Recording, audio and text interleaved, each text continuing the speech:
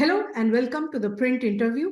Today we have with us Mr. Swapan Dasgupta, BJP National Executive Member, a former Rajya Sabha MP, and a staunch conservative public intellectual, to talk to us about the situation in Bangladesh, which has been witnessing turmoil following the ouster of Sheikh Hasina as Prime Minister. An interim government led by Nobel Peace Laureate Mohammad Yunus took charge on August 8. How do you see the current development in Bangladesh? An interim government headed by Nobel laureate Professor Muhammad Yunus has taken charge. What, according to you, are the three biggest challenges before the interim government? Well, the interim government has taken charge, but the point is it is yet to still establish its full authority on everything. Firstly, their administration for the moment is in complete shambles. Many of the, at least the majority of the police stations weren't working till yesterday. A large number of the government offices are not working. Some of the administrative centers in the districts have ceased to operate. Even something very basic like traffic police, the traffic is being organized by volunteers with sort of uneven degrees of competence. That's number one. Number two, there is a spate of violence in a lot of places. A big proportion of that violence is being targeted at the Hindu community. According to the figures released by the Hindu, Buddhist, Christian Council of Bangladesh, till yesterday, there were about 205 odd incidents of attacks on minorities. What's even surprising is at this particular point is some of these have got some degree of publicity, but most of them are happening in the remote interiors and therefore, understandably, is not getting the publicity it deserved. Yesterday, there was a huge demonstration of Hindus in the heart of Dhaka calling for peace to be restored and calling for security of them. And finally, there is this whole uneasy question of who controls the interim administration. It's a $1 million question. The council which has been prepared and which has been sworn in along with Professor Yunus are mainly people who are well-meaning citizens. They are NGOs. Some of them are very technical people. One or two of them are student leaders. Their political clout is still not yet established, and it's understandable. The entire political class, whether it's from the Awami League, obviously is not being included in this, but the BNP or the Jamaat or some of the other smaller parties, they have not been there. So the question really arises is who is going to run the show? Right. Is it going to be run by them? Is it going to be run by the army operating from the backdrop? Or is it going to be some sort of a ramshackle interim arrangement, which some of the political parties would like till the elections are held? Now, the BNP has demanded elections in 3 months' time. These people are saying that, look, it's going to take us 6 months before we can even get the whole thing in operation. And they're talking about systemic reforms which will address the root causes of these. That's very nice sounding, very good academic stuff. But in actual politics, what does that mean? And what's the legitimacy of these reforms? So these are questions. There are no definite answers to that. So therefore, I would say that the entire status of this interim administration is still a big question mark. Right. So on the questions of all these reports coming in of attacks targeting the minorities, especially the Bengali Hindus. So many also see it as, history repeating itself. A large number of Bengali Hindus living in erstwhile East Pakistan took refuge in India after facing similar persecution, leading to the Liberation War of 1971. So, do you think that if this continues, it can pose a challenge for the caretaker government led by Professor Yunus?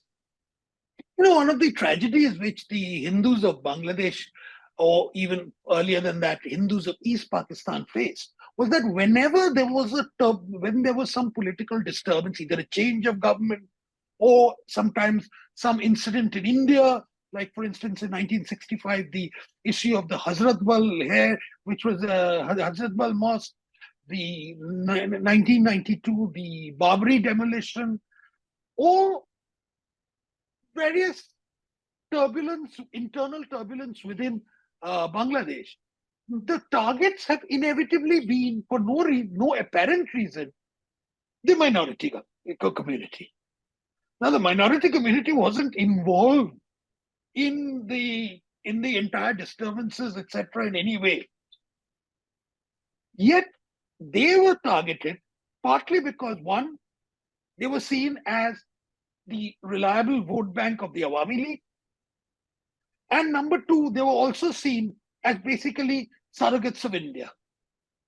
Mm-hmm. And this entire upsurge, which took place in Bangladesh in the past fortnight, had a very strong anti-India undercurrent. The reason for it is, one, it was felt in a very sort of exaggerated, conspiratorial sort of way that the entire Hasina administration was being controlled by India. That's number one. Mm-hmm. And number two, there was also the feeling that in every respect, India controls all the tentacles of the economy, everything, the life of Bangladesh. And as you can, if you've been following Bangladesh, you'll know that in 3 or 4 months ago, there was an attempted boycott Indian products. Right. It didn't succeed very much. But what's interesting was that it was not. It was sort of a move which was instigated by some bloggers sitting in USA and France. Right. So the anti-India thing, which has been simmering, I mean, those of us who remember that during the ICC World Cup after India lost to Australia, there were sort of exuberant celebrations which took place in Bangladesh at the fact that India has been defeated. So that anti-India feeling so the more the Awami League government of Hasina got unpopular through various reasons, the effect of that was felt on the popular attitudes towards India, and by implication, it got transferred to the Hindu minority. So it was a very complex sort of situation which has happened in Bangladesh at present. Right. So not only the minorities, even leaders of Hasina's Awami League party, supporters of Awami League, they are facing retributive violence. I mean, there are reports of how many of them are fleeing the country. In fact, you had posted in social media website X that there are media reports of BSF preventing some notable Awami League leaders who are friendly to India from entering the country. And you have said that because they didn't have valid visa, and you have said it's like turning them to the wolves. So considering the sensitivity of the situation, how do you see India should deal with it? In fact, you had also tagged Union Home Minister Amit Shah there. So have you heard anything from the authorities on this? Well, I have heard of something, but I'd rather that was. I mean, let me just explain to you. Yes. Almost every single Awami League leader of consequence, and some who are not even of a great consequence, have had their properties attacked, some of them burned, destroyed, and these include almost every minister. And many, if not all of them, are in hiding somewhere or the other. A few have left the country, but only a very few. Most of them have been prevented from leaving the country. At least those who tried to leave by air have not succeeded. Yeah, there were some of them who had they've been stopped at the airport for no apparent reason, but they've been stopped. Right. The maybe there are some who had valid visas who come on the land route and got into India. Maybe there are. I mean, some have not succeeded. But the point is that their lives are very unsafe at present. It's only in the past 2 days that there's been evidence of some sort of a fight back by the Awami League. It started in Gopalganj, and it's taken on in other places where the Awami League is saying that we are not vacating the streets. Right. And as of now, it's still localized. If it becomes much more pronounced, then I fear we will probably get frontal clashes with different political parties once again. So the other interesting thing is that the interim administration led by Mr. Yunus has been completely silent on the question of, they've talked about, yes, we must restore peace and violence mustn't be there. But the targeted violence against the Awami League and the targeted violence against the Hindu minority of Bangladesh, there's been a complete sort of almost a policy of denial, which has been existing. On top of that I'm talking about, these have been targeted violence. Because otherwise, how do you explain, works of art, the public displays, them being attacked? Some well-known singer who makes musical instruments, him being a thing. The manner in which 32 Dhanmondi, the house which Sheikh Mujibur Rahman was has been completely gutted. That's one of the great treasures. So what we are seeing is that Yunus called it the second liberation of Bangladesh. Now, does that mean that you're abjuring the first liberation? I mean, there are a lot of implications, very profound implications. It's one thing to say we've got rid of a government. Right. There's been this was an unpopular government whose legitimacy was in doubt because the elections they held were a little dodgy, etc. That's an understandable thing. But to say it's a second liberation struggle, the swearing in of the government was done in at the president's house, which is Bongo Bhavan, which is and they still had the picture of Mujib on there. So on the face of it, Mujib still remains the father of the nation, but everything which is connected with him is being attacked and vandalized. So there are a lot of questions which are there about what is going to be the nature of Bangladesh and what is the role which is going to be played by the interim administration in trying to negotiate its way into a popular government, and what character it will take. What about the constitutional changes? Some people are talking about constitutional changes, which will be of a radical character. There will be others who are talking about how they must never let the Awami League contest elections ever again. All sorts of wild ideas are floating around, you can see. And so it's still, I would say, it's a period of great deal of uncertainty still in Bangladesh, inevitable perhaps, once such a thing happens. And I guess we'll just have to wait for the dust to settle down. And if the dust doesn't settle down, then I think we'll probably see either of the two possibilities. One, the army taking a more direct role in the whole thing. In other words, back to the Ziaul Haq Ershad days. Or we are likely to see a situation whereby the more organized political parties, at present the most organized and the most assertive of them is the BNP Jamaat alliance, them actually coming and saying, look, we are just taking over. It's something like that, because I don't see this interim administration as being able to control such a difficult situation. It's too fragile, and its political foundations are rather weak.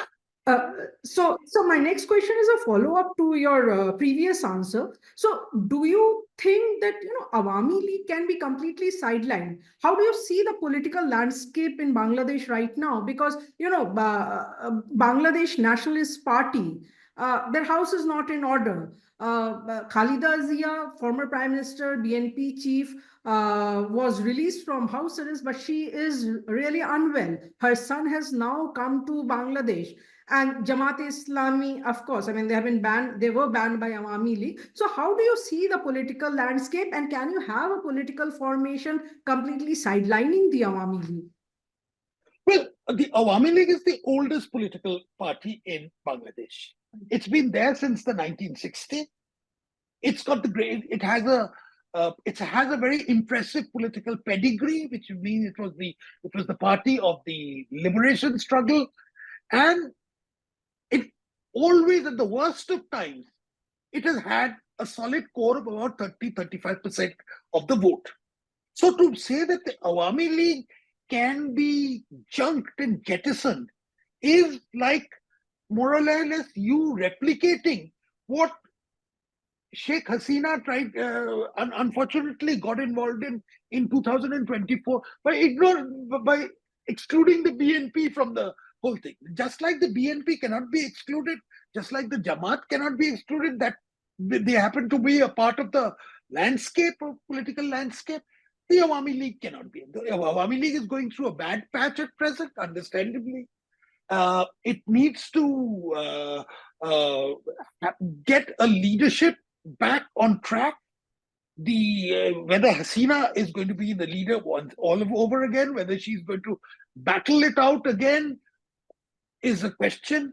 The attempt by her son, whose political experience is almost non-existent, and who doesn't really have too much credibility inside the Bangladesh, he's been trying to get in. Whether they go in for a dynastic sort of approach once again is the question. Likewise, as far as the BNP is concerned, after so long in the wilderness and after persecution from there, it has to really reorganize and get its act back in the districts. And Tariq Rahman, again, as you can see, when he left Bangladesh, he was, some 25 years old or something. So he's coming back to Bangladesh after a very long time and assuming charge of the whole show. So they will also need some time to settle. At present, the only organized force, alas, is the Jamaat-e-Islami. And that has its own implications. Right. And there are suggestions, and I don't think I can say there is proof. There are suggestions that many of the targeted violence which was done, particularly the assaults on the the monuments commemorating Mujibur Rahman, those were at the behest of the Jamaat-e-Islami, who actually kept their ammunition dry during the student agitation and got into it only at the last minute of the whole thing. And finally, there are the students who are well-meaning, but I don't think they have the resilience to be able to operate as an independent force as yet. It's a lot of goodwill, sentiment, that sort of thing, romance, which is associated with that student movement. But what is going to happen now is not really romantic. It's going to be far more hard-nosed stuff. Right.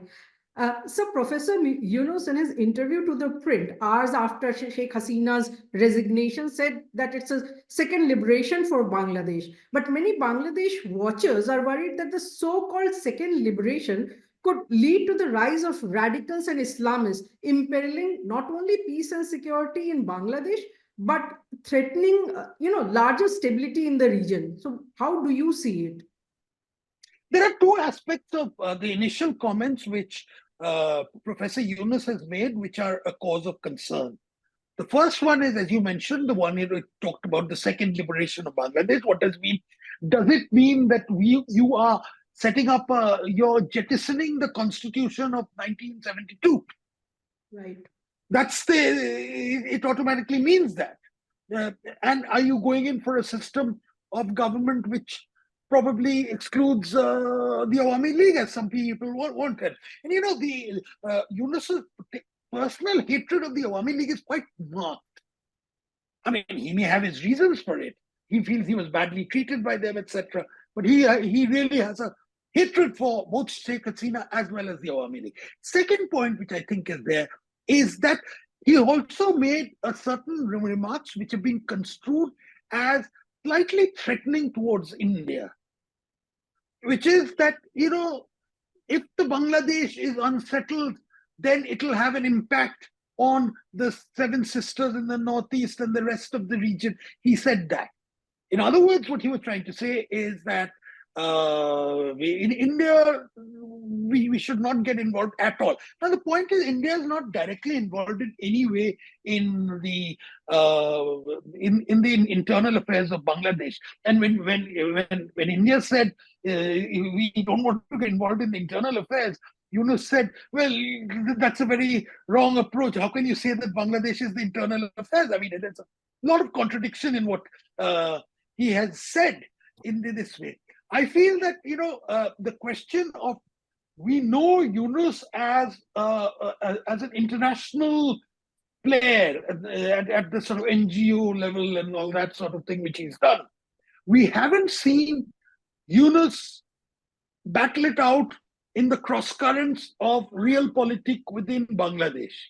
How he's going to handle it, whether he feels that his personality will be good enough to overcome a lot of obstacles, or whether he will succumb to the pressures which the Jamaat and the BNP are certainly going, and the army are certainly going to impose on him, is something which we need to monitor on a sort of day-to-day basis. But for the moment, I think we can say that India-Bangladesh relations have taken a nosedive, and it's going to take a further nosedive, because there will be a great deal of pressure on India to accommodate a large number of refugees who are going to come across. And as you saw yesterday in North Bengal, the whole load of people which are there. And those are the people who are trying to cross over from the normal border posts. We're not even sure about the number who've crossed over from those unmanned places along the border. And this is a very big border, So how does India deal with it, sir? I asked you earlier also, how does India deal with it? And also, now that, Sheikh Hasina is in India, yet to take asylum in any other country. So do you think that this can also impact India's current relationship with Bangladesh in the light of her ouster? And, if a hardline government comes to power in the country, right now there's a caretaker government, but as and when election happens and a hardline government comes to power, I mean, does that, can that be a problem with India? See, firstly, the question of the asylum given to Sheikh Hasina, as long as if Sheikh Hasina wants to stay in India, I think we have a certain moral and political obligation to give it to her. If she wants to go somewhere else, and if some other country wants to take her, that's a separate matter altogether. But for the moment, the question of Sheikh Hasina's presence in India is, in my view, not negotiable. The question arises now as to what sort of administration. Now, there will be initially an attempt by the new government in Bangladesh to do a lot of very puerile things like boycott Indian goods, etc., cut down on the trade and things like that, which will not probably succeed very much, because Bangladesh, unfortunately for it, is disproportionately dependent on India for it. And especially if the inflation and the price rise takes a toll, the natural recourse will be to get Indian goods, because after all, you can't get cheaper goods. To get Chinese goods will take some time. Yes, there will be attempt to flood the market with Chinese goods. So there will be that sort of a standoff and things like that. But in terms, what I think concerns India, and I think India will be watching very carefully and acting in a sort of preemptive manner, is to what extent does the presence of a government which is not friendly towards, even it may not be hostile, but it's certainly not friendly towards India. How does it affect it in terms of the insurgent movements in the Northeast and the Islamist movements which are there. Now, you must realize one thing, that a significant percentage of the Jamaat activists over the past 15 years, after Hasina cracked down on them, took refuge in West Bengal. And they are there in West Bengal. Now, if they get that can create complications if there is a regime in Dhaka which is favorable to an Islamist cause. Now, these are still very hypothetical situations. I'm not saying that it already exists, such a thing, but I think it would be prudent for India to be mindful that such complications could arise. But that's jumping a step too. At present, such things haven't yet arrived. And there's too much turmoil in Bangladesh at present for it to, think about how they can talk about a greater Bongistan or something, which yesterday some of the Bengali papers put out. Right. So many Bangladesh watchers also say that the uprising in the country leading to resignation of Sheikh Hasina, that was a long coming. Discontent and anger was brewing on the ground for a long time. Yes, I don't disagree with that. I don't disagree with that. You see, the basic problem with Sheikh Hasina and the entire Bangladeshi political system has confronted is that the legitimacy of elections in Bangladesh has always been suspect.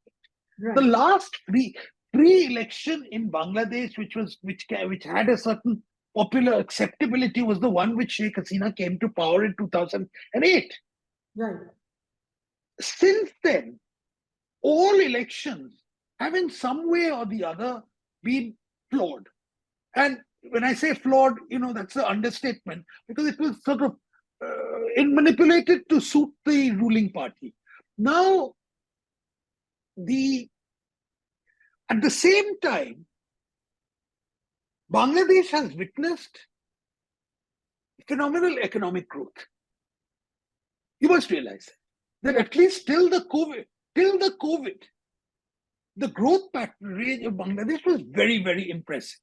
There has been a lot of development on the infrastructure front, but at the same time, there's been a lot of corruption, huge amounts of corruption. I mean, growth, economic development, and corruption have all gone hand in hand. Along with it has been the fact that there is a system of political accountability which is absent, and a lot of the Awami League people were, a bit of swagger and taking everything for granted, and the arrogance of power, which was very visible at this point. Now, it's not something new in Bangladesh. Almost every regime, right from 1971, has faced the same thing in one degree or the other, which of course leads to a larger question: is whether this sort of democracy as we know it, the liberal democracy as we know it, is appropriate for Bangladesh, or whether the Bangladesh really wants it. These are, bigger, larger questions, but these questions do come up in some way or the other. But the point is that Bangladesh has been at its stable best during Hasina's time. During Hasina's time, and when democracy has been imperfect. That's the irony that's the paradox of this situation. Mm-hmm. Sir, also there is perception of, outside involvement of what happened in Bangladesh, the protest, the uprising.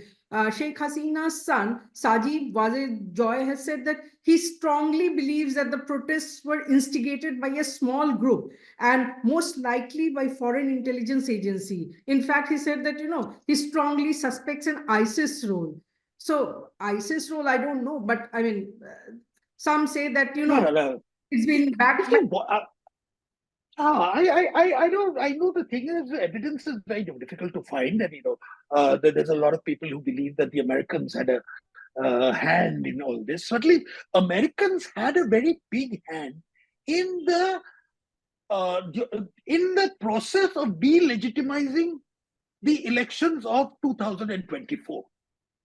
I mean, the American pressure was responsible for a lot of the opposition parties of the BNP, etc., boycotting that election. And that delegitimized the elections as a result. So that, and whether, as some people say that now, that's a sort of a toolkit method of getting, creating civil disturbance, etc.